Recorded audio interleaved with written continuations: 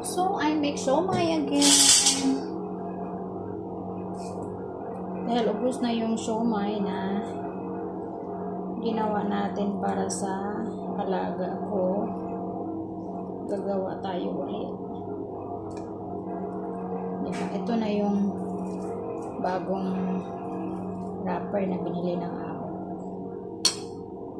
So, mas okay to kasi tama lang yung ano niya, yung laki ng wrapper.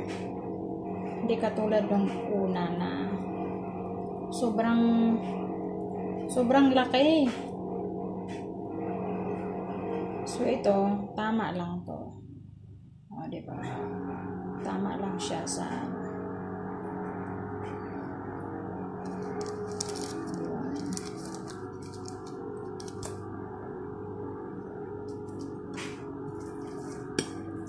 so siguro ito is ano to guys, 1 kilo, 1 kg yung niluto natin. So hindi pala niluto, gawin natin.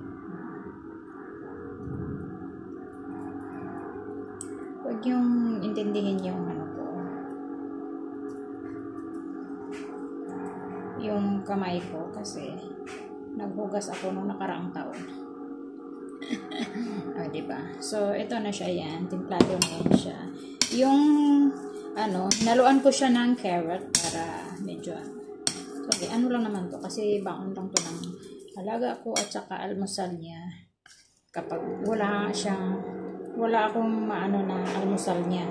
So, madali akong kumuha na ito, yung almusal niya. Ganun.